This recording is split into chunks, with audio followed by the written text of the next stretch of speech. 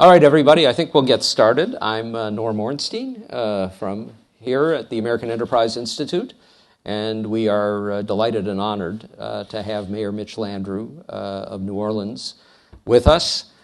Mitch has been mayor since May of 2010. He has just a little bit of time left in that term.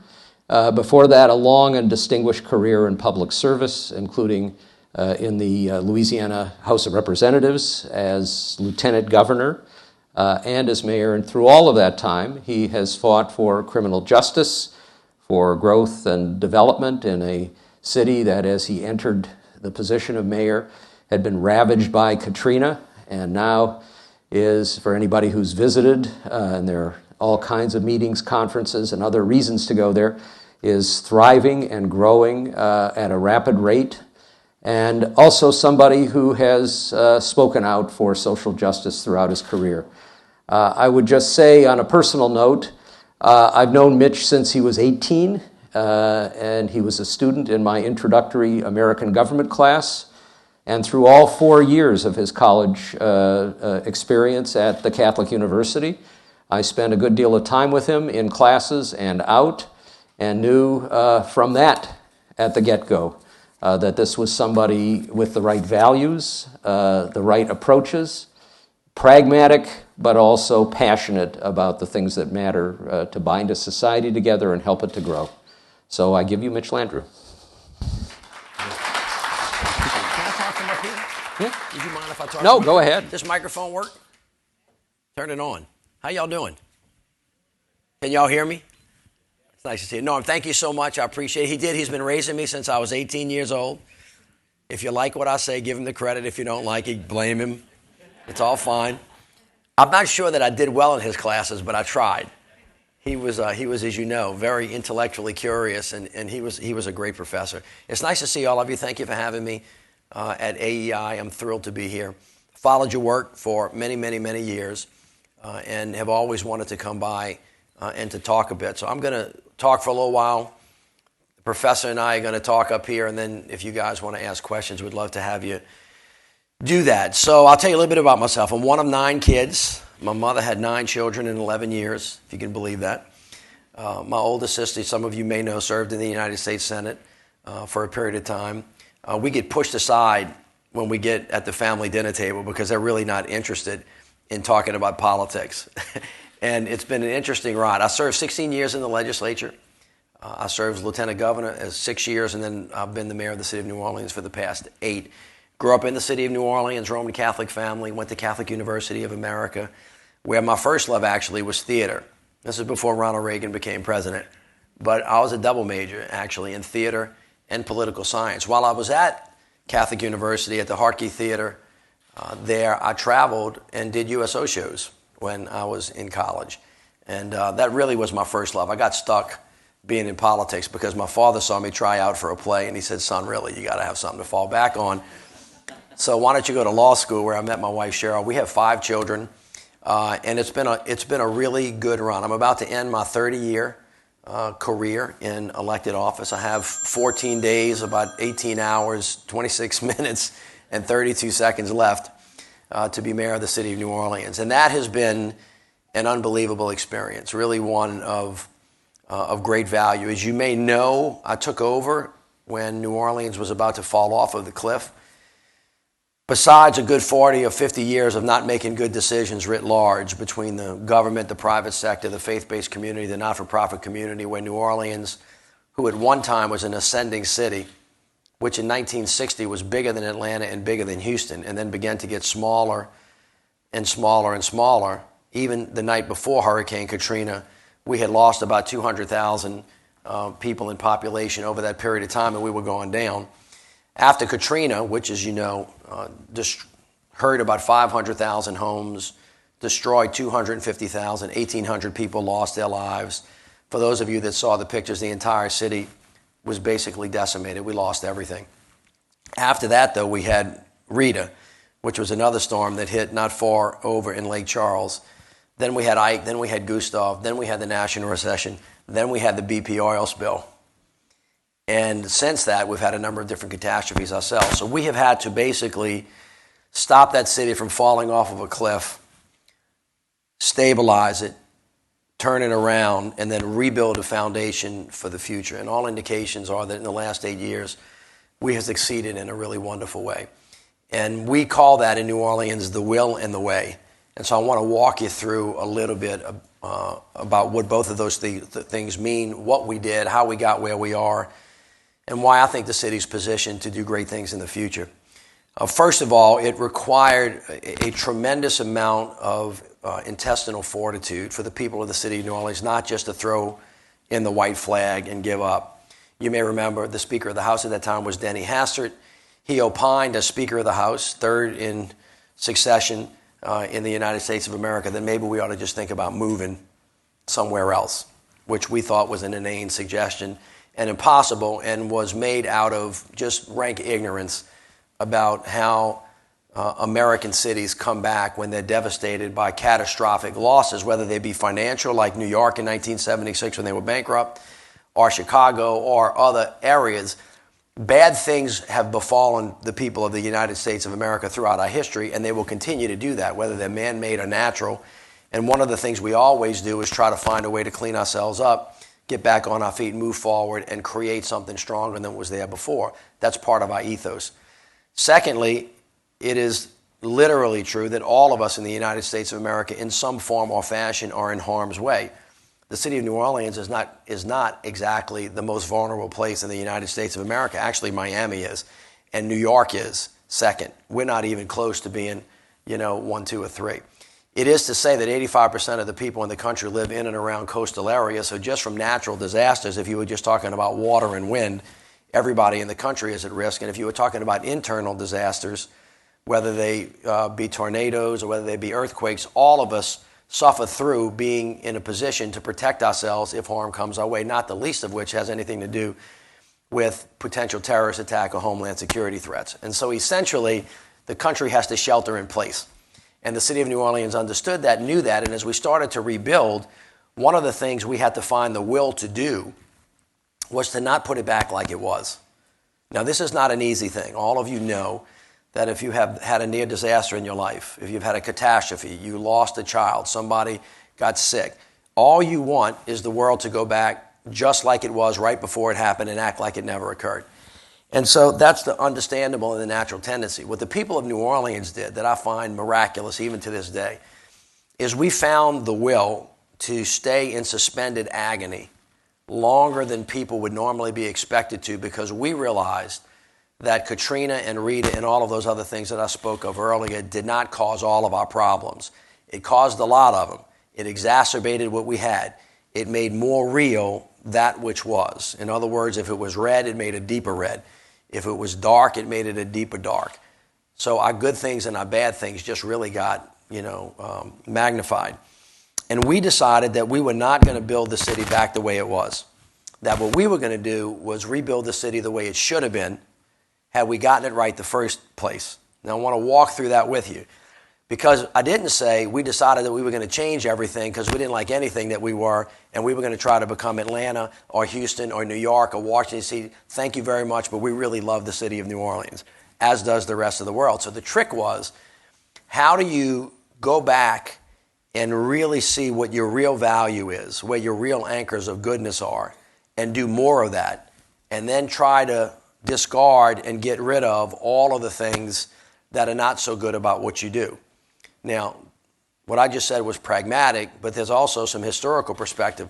What are the things that are historically rich, that are important, that are edifying and uplifting? And what are the things about your past that you might want to go back and look at and say, well, that ain't so good. How do we move forward? It has also to do structurally with how you physically rebuild the city. Where are the buildings that are really important? How do we keep those? How do we knock down the ones that are in the way, that are blighted? And then how do you take a city and allow it just naturally and organically to be more like her real self in a good way? And so as we started doing that, when I got to the city of New Orleans, the city we were bankrupt, essentially. The first decision I had to make was whether to take the city into bankruptcy or not. And of course, anybody who's ever done this knows it's easy to get in bankruptcy. It's hard to get out of it. And so on advice of a lot of financial people, I said, we're not going to take that route. You me to take that? Thank you. What we decided to do was to not take the route of bankruptcy. But when you don't do that, you really do have to fix the financial problems. And so, notwithstanding the fact that I am a Democrat, and that speaks a certain way to people in Washington, D.C., that's not necessarily what it means on the streets of America, especially with mayors. We don't see ourselves, none of the Republican mayors or the Democratic mayors, in the same ideological frame that you all at AEI and Brookings and Heritage and Center for American Progress see. Just so wipe that out of your mind, because nothing that I say here will make any sense to you when I tell you what it is that we did. Mayors do not have the luxury of being ideologically bent. We are all informed by our principles and our passions and our view of life. But when you step into a mayor's job, it is 100%, 400 miles an hour, all day, every day, fix the problem, and if you can't find a way, make one. That's what mayors of America face. We don't have the luxury of theorizing or pontificating or trying to figure out whether or not it can take a year to do research to fix really, really concrete problems that people see every day. Now, I don't know where all of you live, but y'all live somewhere. And I would generally think that you probably live in some kind of physical structure on a street, and in that structure you have sewerage, water, drainage. There's a red light somewhere around where you are. There's a playground. There are functioning things. If your house catches on fire, you want the fire truck to show up. If there's a crime, you want the police to show up. Otherwise, you need everything to work really well. And then you come here and you opine about really thoughtful things like whether or not we're going to stay in the Iranian nuclear deal. And that's important. But on your way home, if that traffic takes you a long time, or that red light doesn't work, or there's a big pothole on your street, or when you get home, you're suing your water, your drainage don't work, or the fireman doesn't show up, you get in a different zone. That's the place where mayors live, as well as on a national and international level. And so the first thing I had to do was stabilize the budget. The budget, when I got to the city of New Orleans, it was about $500 million on the operating side, another $500 million on the capital side, without the recovery. The recovery was billions and billions, which was more, which we had to recreate. But essentially, we had a $100 million hole in a $500 million budget. If you really count when you're level, it was a 22% hole. I had to cut 22% out of the budget when I got there. Now run the numbers on the national level, and Congress fights about cutting the growth like by about 0.5%. And most states' government, we actually cut 22% out of our government in 6 months. So we had to really slice. Now, when we did this, for those people that have never been in the business of actually downsizing government, and I would argue that Washington has never been in that business, actually doing it as opposed to theorizing about it brings its own challenges. So if you were a person, if you were a doctor or you were a dietitian, and your client or your patient had to lose 25% of whatever it is that you were dealing with, there are a couple ways to do that. You can just lop off an arm and a leg and lose whatever that weight is. Patient's likely going to die, right? And so when you cut government, it is or should be much like growing the government. In other words, you ought to do it with purpose. There ought to be an end in mind. If it is designed to stop doing something that you're doing because it's not your mission, you would do one thing. If it was to really kind of trim over time so that when it was time to grow back, it grew back healthy, you would cut another way. So a theory of cutting is just as important as a theory of growing, because they are not an end in and of themselves, they are a means to an end. And so we began to cut through our government with a scalpel, not an axe. Now, there are some things that I cut completely. There are some things that I did not think were primary functions of the city of New Orleans government. For example, in our health department, we were actually physically delivering primary care to people in clinics. We thought that that was much better done by the not-for-profit sector or the private sector, and we found a way to make sure that kind of care was still delivered. In other words, we were still committed to people getting health care. We just want the right ones to deliver it. And so we constructed a system of creating 50 to 60 new primary health care clinics that would actually deliver that, but the financial model that delivered that service was more. That's a whole lot different from saying, I don't think people are entitled to health care, so we're just going to stop doing it, and I hope people don't get sick, but if they do, they can go to the emergency room and hope they don't expel them. That's not the prism that we used. So after we did that, we basically went through renegotiating every contract in city government. We began to try to line up what services we were providing that we weren't charging the taxpayers for wholly, that was consistent with the cost. So, for example, when we were picking up garbage, I told my team, figure out how much it cost me to pick up Javier's garbage on Tuesdays and Thursdays. And they came back and they said, well, if you picked up his garbage twice a week and you kind of ran it out all across the whole city, his fare would be $22, but we were only paying him $11, which meant we were throwing a $900,000 operating deficit into the budget every time. So because I'm interested in balanced budgets and we don't print money, we had to basically go to the public. So we cut first. We reorganized the government to make it more efficient and more effective. I consolidated lots of boards and commissions, reduced a lot of rules and regulations, got in a big fight with the firefighters about the pension fund. This is sounding kind of conservative, right?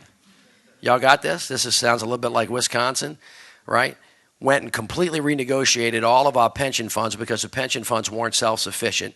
So we had a big fight about that.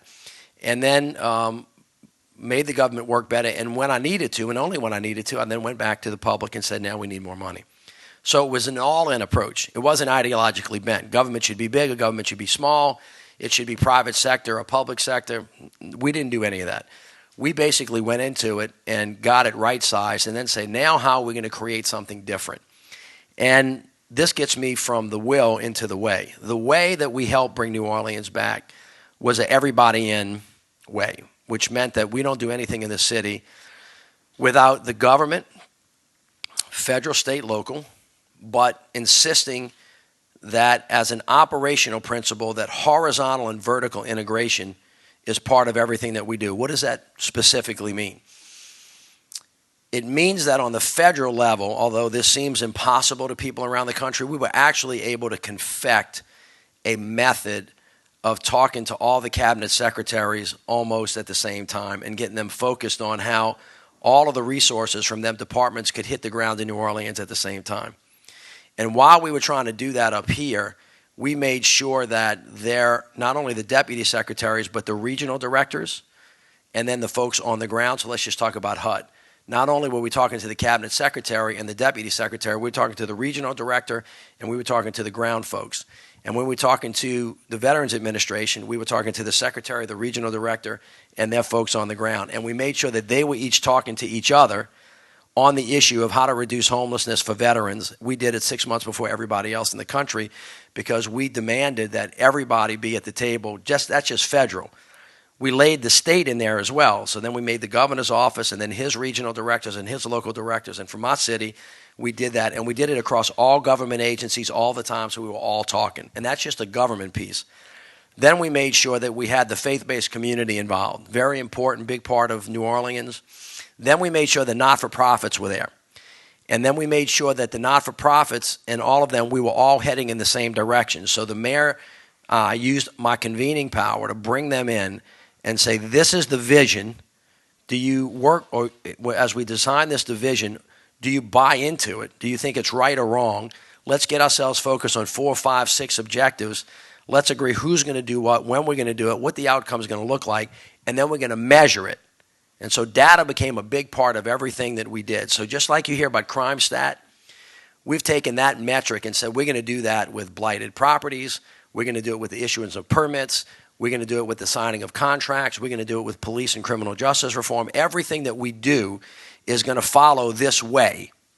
Now, I'm not trying to be new age for you, but if you have the willpower and the commitment to do something, and then you create the way of getting a thing done, it almost doesn't matter what it is that you try to do. You're much more likely to succeed, and you can fit almost any philosophy into that method of governing. And so you can transfer it from city to city, and you will produce a much better thing. So what has happened in the city in the last 8 years, essentially, the recovery was stuck when we went there. We have now spent billions of dollars rebuilding. We're building a brand new airport. We're building a brand new riverfront.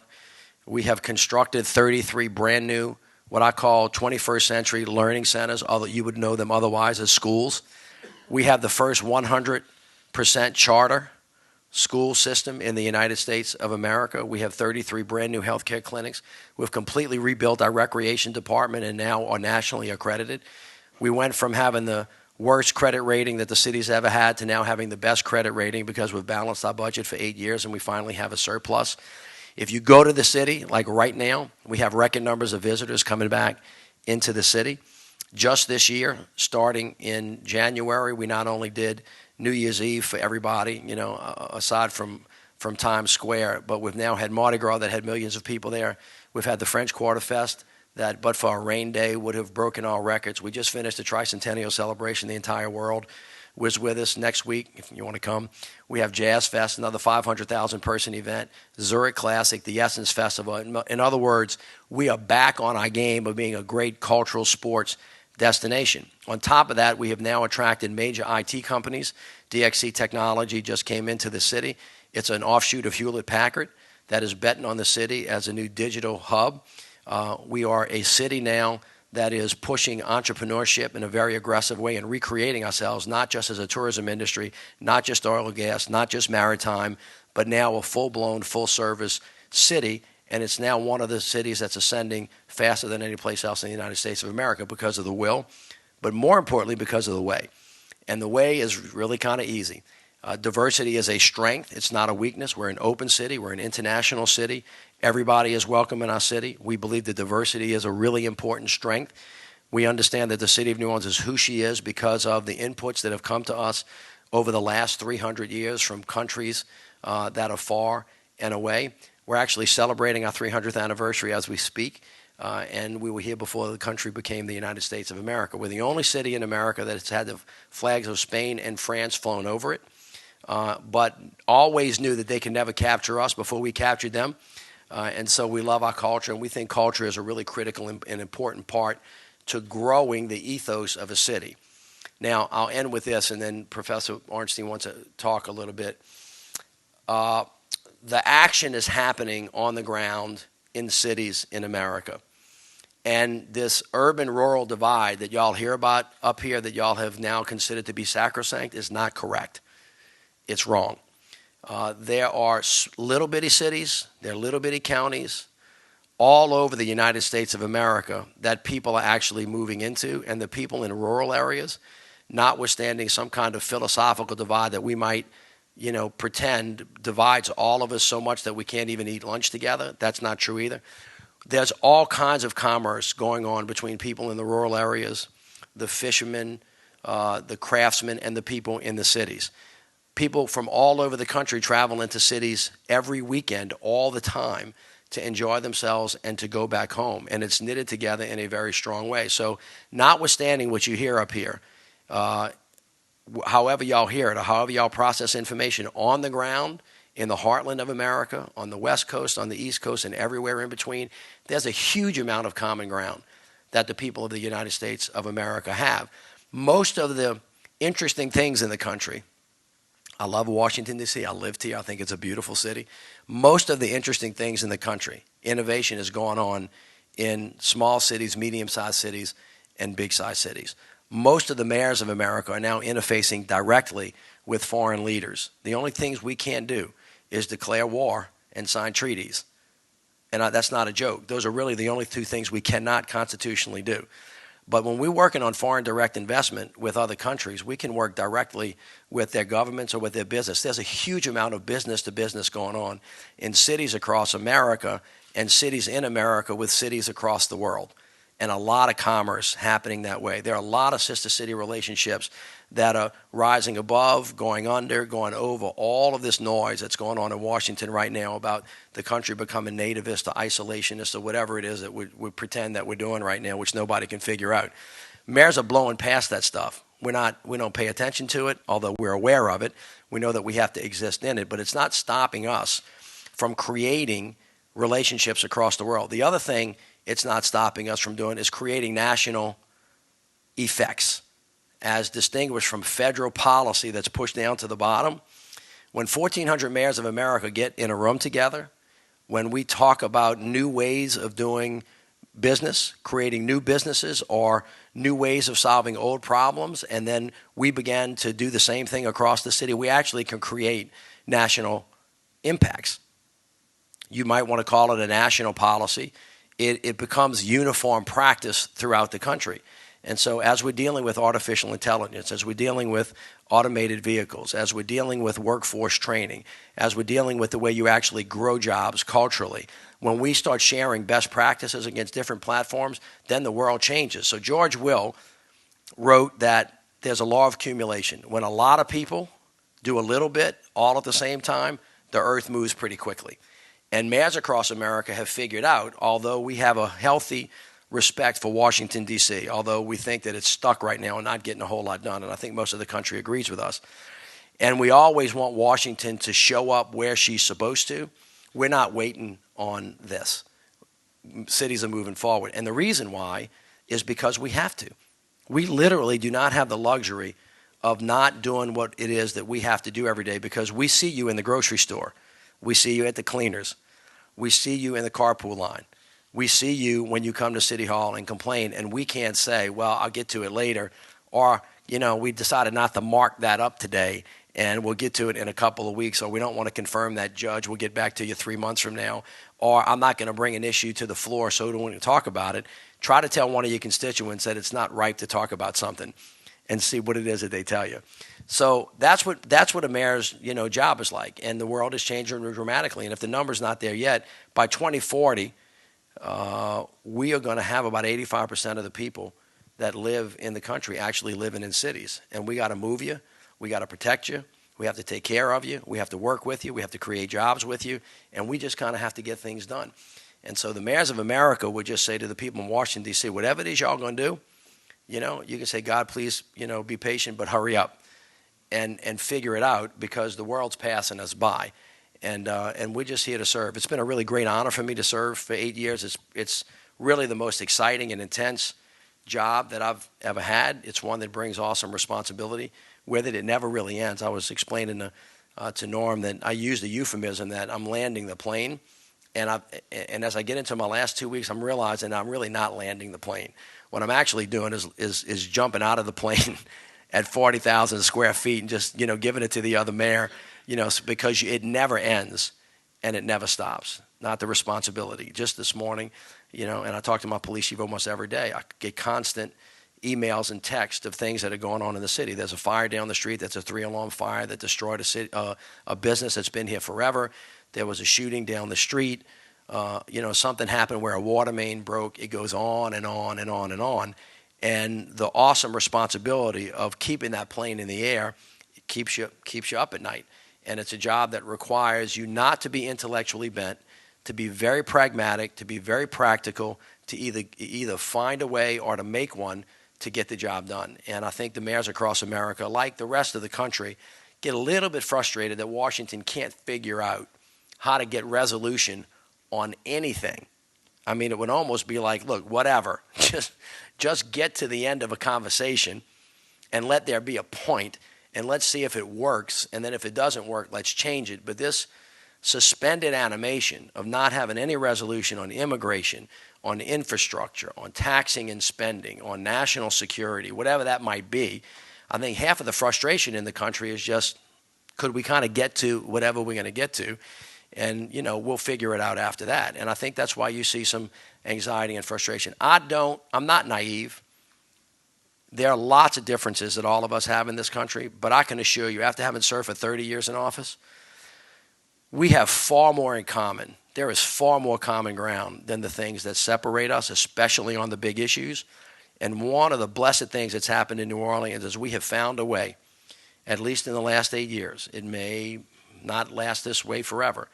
And there's evidence that we can't stay in common ground forever, and that there are hiccups that'll make us look at each other a little bit crosswise. But one of the things we were able to do for a brief moment in time is to put aside those things that separated us and let the things that brought us together rise up so that we could focus on those and get those done that were so intensely important that unless we had done that, we would have actually fallen off of the cliff, gone into bankruptcy, and really maybe fallen along the path that Speaker Hast had thought about earlier. But, by the grace of God, we did not do that.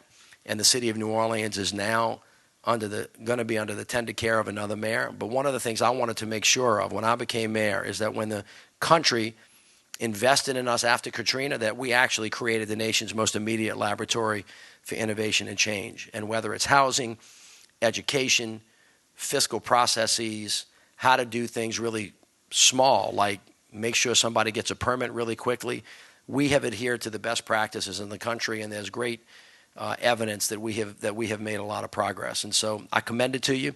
I thank you all for giving me the chance to talk to you for a minute, and now look forward to my professor teaching me a little bit more over the years. Thank you all so much.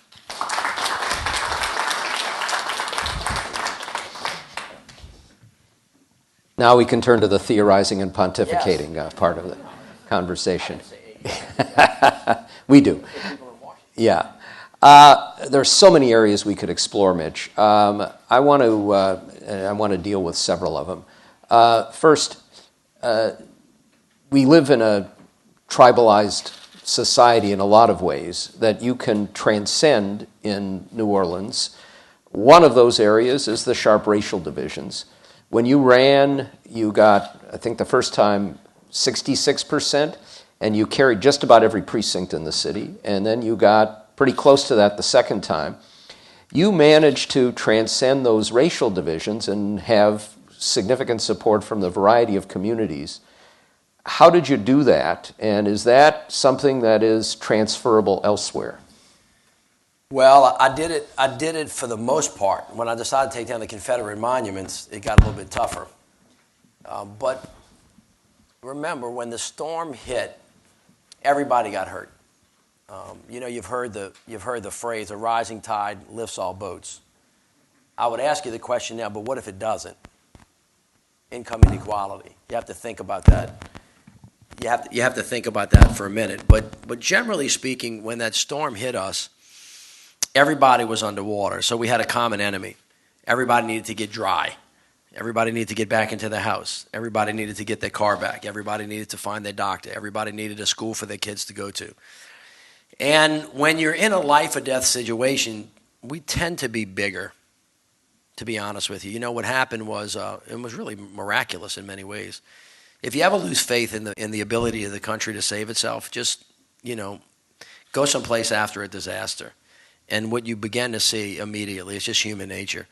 Angels, people that you never thought would just become big and become strong, help lift you up, and your faith in humanity will be restored. And that's essentially what happened. Almost every human being decided to just get big-hearted, big-minded, and to really kind of not be, and I'm not trying to be simple here, but we tend to think small and think little most of the times in our lives. And there's certain occasions in your life that just make you rise up. And unfortunately, we wait until natural disasters to do that, or until we're attacked by terrorists after 9/11. And one of the questions for the country is, why do we always wait until we have to be nice to each other? In New Orleans, we were able to stay out of that mindset for a while. And so you have to, just if I might suggest this to you, at least the people in New Orleans, because we feel each other a lot.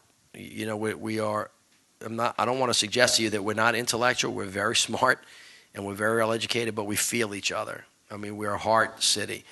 That they'll smell you. If you coming in to take advantage of them, they'll say, I don't like that person. If you come in to help them, it doesn't matter what color you are. And we were able to put down the racial issue for a while. We had to overcome it because, as you may recall, right after Katrina, when Mayor Nagin ran for re-election, all indicators were he probably should not have gotten re-elected. But he beat me. I ran against him that in his second term. But it was about African Americans in the city were worried because people like Denny Hastert and other people said, well, if New Orleans is going to survive, it's got to change. Y'all have had that experience, by the way, in Washington, D.C. without causing any problems. I don't know if y'all live in the district or not, but D.C. looks a whole lot different than it did a long time ago. And a lot of folks that used to live here don't live here no more. They live somewhere else, in Maryland, I think, right? And so when you say, well, did we really fix the problem? Well, you may have moved it, but did you really deal with the root of what caused people to be different? So you have to, number one, recognize that there's a problem. Then you have to be committed to changing the problem. And then you have to have a strategy to work through it so that you show success. And I have found that on race particularly, it is a very complicated subject for us in the country. We don't speak about it well. We don't like to speak about it at all. We, as some people have said, our way of dealing with race is to say, okay, I got it. We had slavery, we had Reconstruction, we had the Black Code, we had the Civil Rights Movement, now we're done with it. That's just not true. The African American community in this country does not feel like there's been adequate reconciliation or just a recognition that it has been a problem and continues to be a problem, even though I think we all could agree, as John Lewis has asked us many times, that we have made great progress, that we still have a long way to go. And for people who are aggrieved or who feel like they have a grievance, whatever it might be, whether it's racial or whatever, the first thing that you have to do to get to reconciliation is to say, well, there was a mistake. So let's acknowledge that first. So South Africa, for example, and Germany to a certain extent, and actually more so, basically said, respectively, about the Holocaust and about apartheid, we recognize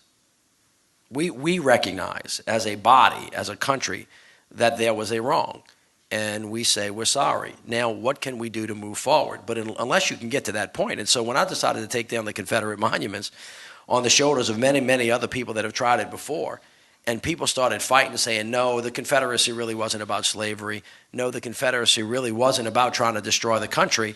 Then that's something that's worth fighting about. And people go, well, if we can't even get to that point, how do you expect me to feel welcome and open? And in the context of what's going on in the country and the rhetoric, particularly that's coming out of the White House, about the way we're talking about people who are from South and Central America, or the way we're talking about people of Muslim faith, you should not be, confused that people feel not welcome and that we're beginning to judge people again based on their religion, their sexual orientation, their race, which is uniquely un-American, by the way. I mean, our whole ethos is that we're supposed to treat each other based on merit. That is the idea of America. And so now all of a sudden we have something worth fighting about. And people will say, well, you're raising the racial issue. No, I'm not. I'm raising the issue of what is the essence of America?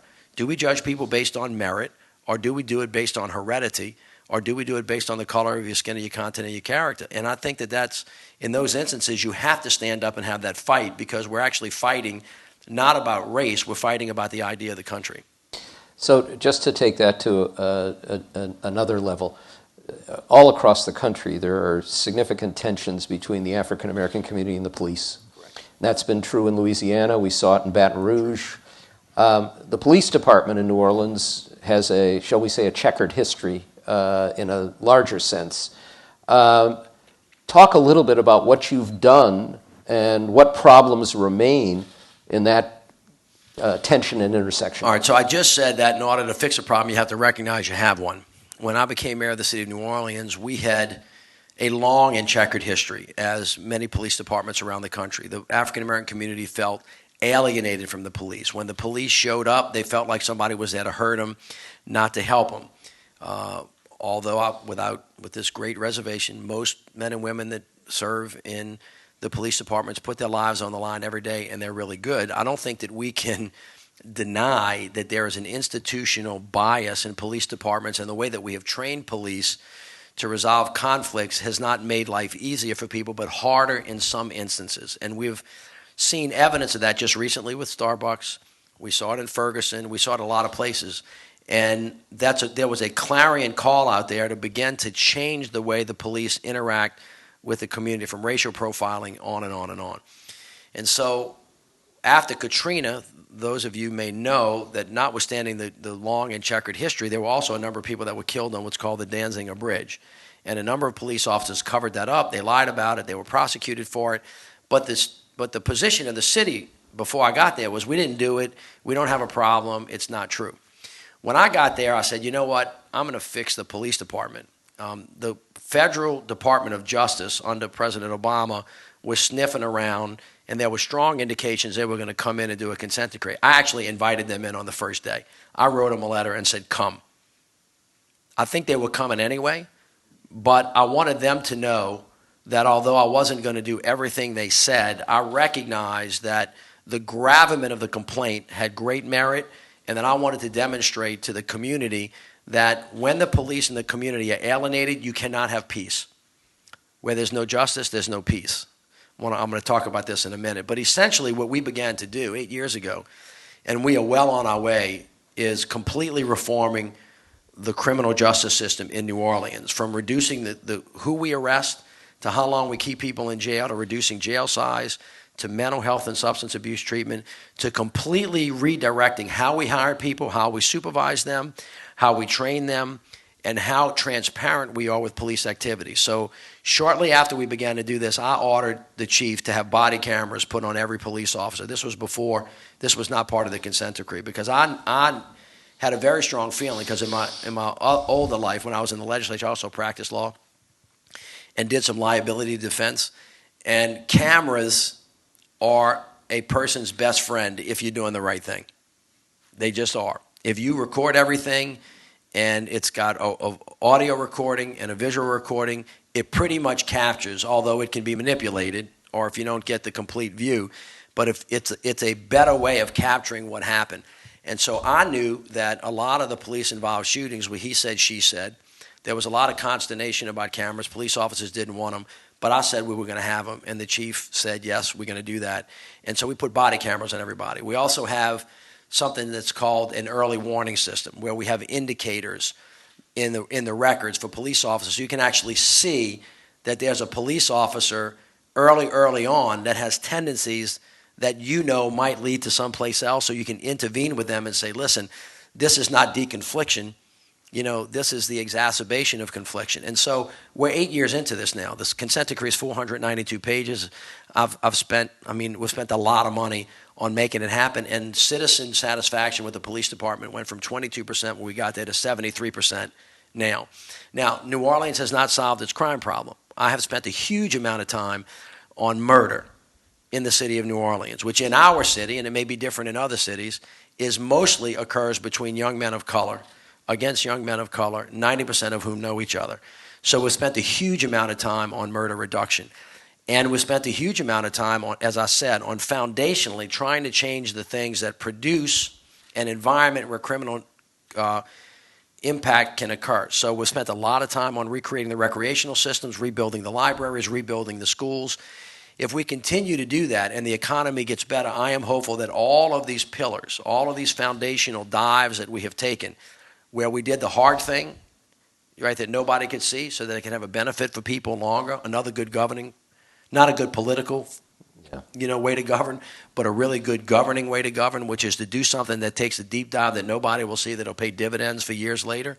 Those kinds of things are going to actually recreate the relationship between the police and the community, and my expectation is New Orleans will see some progress in years to come. I'm going to ask you one more question, and then we'll open it up. Accepting that mayors operate in a different environment as you do, and that it's not about ideology or partisanship, it's about solving problems. When you move to the next level, it's awfully hard to translate that. We had, just to pick an example, a governor in North Carolina who had been a very pragmatic mayor of Charlotte, and when he moved to the state level, it was a completely different reality, and we were into that partisan tribal frame. And I think that's been true in a lot of cases. The question is, can you take some of the ways in which you have been able to pull people together, act in a pragmatic and non-ideological fashion, focusing on solving problems? Is there a way to translate that when you move to the state or the national level? Well, there's 2 or 3 questions implicit in that one question. Could anybody do it? Does the system allow you to do it? And do the people demand it? You would have to kind of have all of those things. You can't be naive about this. For example, it's weird to me, although you tried to teach me congressional politics. I don't know what kind of grade I got in that class, but you got an A. Thank you. But you know this better than I do. Most of the people in America would be floored if they knew how Congress really didn't work. Like, I think most people think, okay, well, I get it. There are 435 congressmen. There are 100 senators. That's 535 people. I think that if there is an issue about, what color the sky is today, that everybody gets in a room and the speaker says, okay, let's have an argument about what color the sky is today. And they all argue about it, and then they take a vote, and then 50% plus one dictates what color the sky is, right? Because that's kind of the way most people, solve problems, especially if they can't, and we're going to take a vote. That's what they think. I promise you, this is not what they think. They don't think there's no way for them to know that that 435 is divided in half, minus or plus a couple, and that a quarter of those who might happen to be the most irrational human beings get to dictate to the speaker what issue we're going to talk about today, and that those issues never actually get to the floor. And so the people of America writ large, through their representatives, never ever really get to debate anything. And that's really the way it works. So unless Congress is willing to change those, or there's some kind of this principle that the founding fathers knew about that they never told anybody about, that the leaders of the House and the Senate are using, then I think the only thing to change that is the people. And the only way they can do that is through elections. And the elections, generally in off years, are an explosion of frustration that come from the people who are not supporting the party inside because they're not doing anything, and we keep flipping back and forth. So something has to change, not just politically out there, which has a lot to do with reapportionment, or a lot to do with who we vote for, but institutionally, and how Congress actually takes an idea and gets it to a place where we can argue about it, and then hopefully gets it to a place where the president can sign it. Because right now the public thinks, okay, there are three branches of government. The legislative branch works well. The executive branch sometimes works well or something doesn't, and the judiciary checks it. But that's just not really true either, because the questions don't come to you that way. And so there doesn't seem to be any way to adequately reconcile thoughtfully what an issue might be and what the resolution might be. I think today I could safely say, if you were really keeping the pulse of the American people, that within about 10 minutes you can confect comprehensive immigration reform that 75% of the American public would support. It would take the mayors literally 10 minutes to figure this out. We could do it. I could do it for you right now. But if you said, well, how then could you translate that into 80% vote on Congress and Senate, I would say there's no way to do that. So something's wrong when the will of the people gets perverted that often by a system that's set up. And so the question would be, on the federal level, are there things that we could do to make it more likely that the will of the people is actually discussed in the deliberative bodies that they have elected? And is there a way to open it up and make it more democratic, small d, right, in that sense? Now, sometimes, from time to time, there has been a moment where the country has risen above. What mayors are starting to figure out is that's never going to happen. And that's not that it's okay, but you know what? That's not the only way to fix the country. The federal government, and I'm a federalist, I really am. I really believe that it's good when Washington's where she needs to be. But having served now on the bottom, which may be the top, I mean, I don't know, it depends on where you think the power is, that there's a huge amount that we can do while Washington sleeps. As a matter of fact, the rest of the country is getting along fine, thank you very much. And we'll continue to do that in circumstances. And just by their inability to get anything done, it may in fact just push everything back down to the ground, which of course is going to create its own problems, by the way. I predict that what you'll see in a bucketload of years when Washington really is absent, that you'll have cities that are really, really rich and cities that are really, really poor, and not a whole lot linking us together, which is going to create a country that's more alienated than not, which is why you have to have a good federal government at least to kind of calm the waters to the extent that we can. Okay, let's open up. We will have microphones. Identify yourself, please. Make it a short question, and I do want to note, just as we start, that President Macron is in town, and if you're from Louisiana, you're going to go to a meeting with the president, so Mitch is going to have to leave on time. So, questions? Yes, sir. Thank you. My name is Rene Bryce Laporte. I'm a consultant from here in D.C. And I wanted to draw you out a little bit on something you mentioned just as you and Mr. Ornstein started speaking about. My family moved to D.C. in 1972, just after the riots. We have 50-year anniversary of that. And you mentioned how population in the city doesn't look like it used to. In New Orleans, and maybe as an example for other places, how do you improve the city and improve the lives of the people who were there when the bad stuff was around without just simply changing the chairs on the... Well, nobody's figured out how to do that well yet. It's really kind of a conundrum. When I got there, one of the problems is we had 40,000 blighted properties. A blighted piece of property is a property that a citizen owns that they leave. It's like leaving your trash behind, and they leave it away for the rest of the public to clean up. And so one of the challenges was, how do we get people to move back in? We've been so successful with people moving back in. Now the argument is gentrification, and you're moving people out. I would argue, very respectfully, that having people moving into your city and having to be able to accommodate more growth is a better problem to have than having to deal with blighted housing.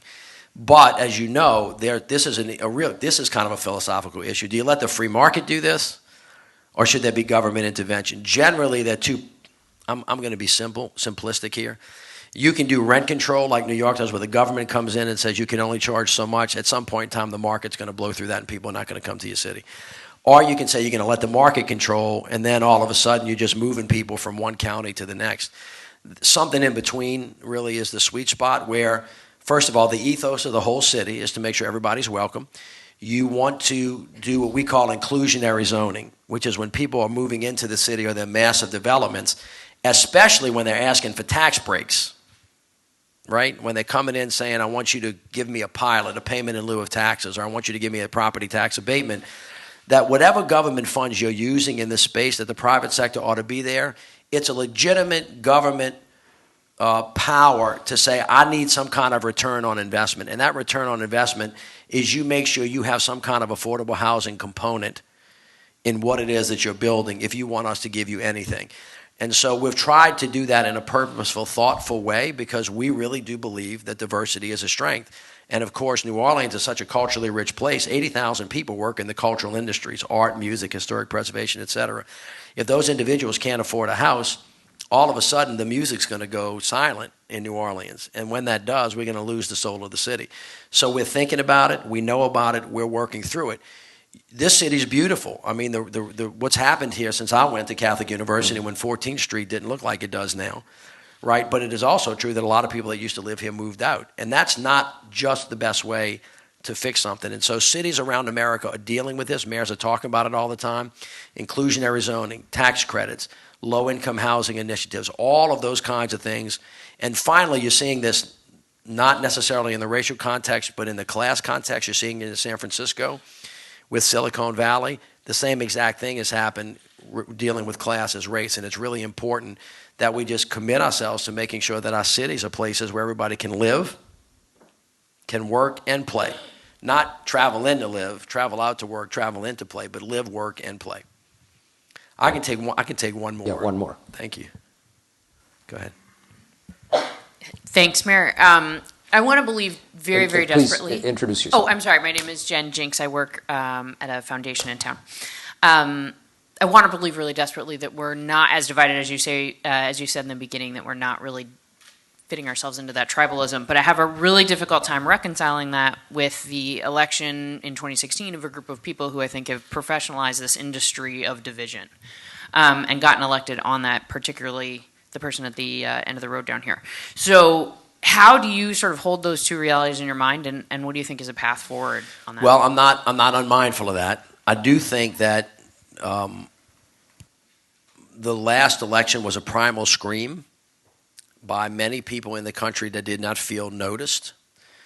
I also would recognize for you that in the South, Lee Atwater, at the behest of Richard Nixon, with Roger Stone and Paul Manafort, who knew each other back then, created something called the Southern Strategy, where they actually intended to separate people based on race, and that has succeeded in some ways. But I've also seen situations where people have decided not to try to divide, but to bring us together. A lot of it has to do with the question you ask people.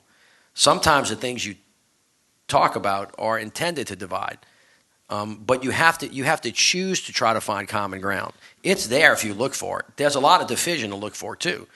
This administration, in my opinion, has made a political decision to govern by 50% plus one. I have more votes than you today, so I'm stronger than you. I've got more power than you, so I'm going to make you do what I want. I don't need to build consensus. I'm going to go to my base. And if I can hold my base, I'll figure out how to get enough electoral votes to beat you. But what you've noticed is it really doesn't get anything done. You know, you may squeeze a tax cut out. You may squeeze some, but mostly we haven't gotten much really done. I know that the political guys will say, yeah, they got a lot done. But essentially, you haven't gotten anything done that's sustainable over a long period of time that's moving the country forward in a way where you can look at it and say that was a historical run of great stuff. I just think that the politics of consensus is better long-term for the country than the politics of division. And it is absolutely true that we can find either one of those within ourselves. I think it has to do with what the people demand and what the leadership delivers on that issue. I have seen people who don't like each other, who don't look like each other, who come from different places, find common ground. But you've got to seek it to find it. And I can seek division too. And I do think that a lot of what you see happening on the national level is purposefully divisive. It's intended because there's a strategy that they think will win. They think division will win, and so that's what they do. If other people think consensus is going to win, that's what they'll do. Putting aside who's going to win and who's going to lose, I think consensus over time builds sustainable models that actually produce a better result. Now, this is a bad what political advisors would say is bad political advice, but it's great governing advice, which is that in order for a city and or a country, or really anything, a baseball team or a basketball team to get better, you have to have sustained, consistent progress over a long period of time so that gets baked into your DNA. And so it took New York a long time after 1976 when it was bankrupt to get back on its feet. It took Chicago a good 20, 30 years to get back on its feet. I would argue right now that the United States of America is going in the wrong direction.